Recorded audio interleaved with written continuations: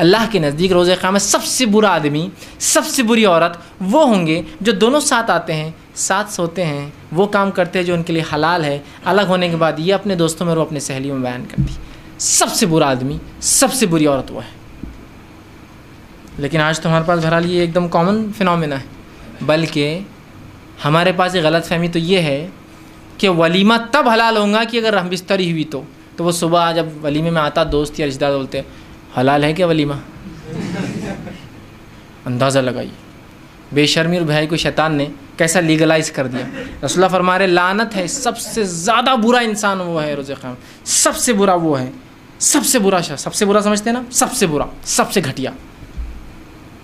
اور ہم پوچھ رہے ہیں ایک دوسرے سے، ارے یہ پوچھنا تو چھوڑ دیجیے، میں ایک واقعہ سناتا ہوں آپ کو. صرف ایک صاحب تھے، ان کا نکاح ہوا. نکاح ہونے کے بعد وہ بڑے پریشان نظر آئے. باتیں آ جاتی ہے بہرحال، پھر پہنچ جاتی ہے، اڑتے اڑتے آ جاتی ہے، لوگ بیان کرتے ہیں. ہوا یہ کہ ان کے بیوی کے ذہن میں بھی یہ بات تھی کہ نکاح تب تک حلال، ولیمہ جب تک حلال نہیں ہوتا جب تک ہم بستری نہ ہوئی. انہوں نے دوسرے دن اپنی والدہ کو شادی کے 1 مہینہ 2 مہینے بعد بول دی کہ جو تم نے کھائے تھے نا ہمارے ولیمے میں آ کے جب حرام تھا بولے. ہو ماں کو غصہ آ گیا، مطلب ساس لڑکی غصہ آ گیا، ہاں داماد نے حرام کھلایا، ٹھیک ہے بولے. پوری پنچ بیٹھ گئی.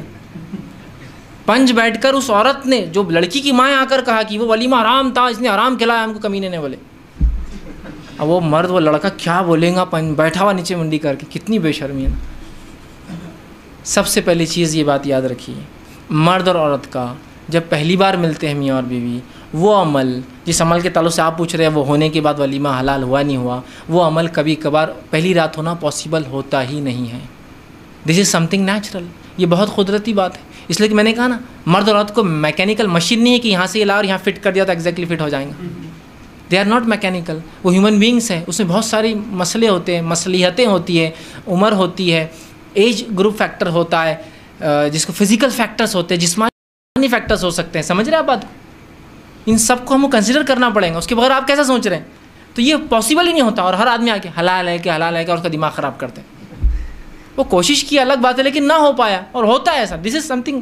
میں اس لیے کہہ رہا ہوں کہ بہت سے نوجوان صرف درندے اس لیے بن جاتے ہیں پہلی رات کی، ان کو یہ پتہ چلتا ہے کہ یہ ضرور یہ کل حلال کرنا ہے میرے کو ولیمہ.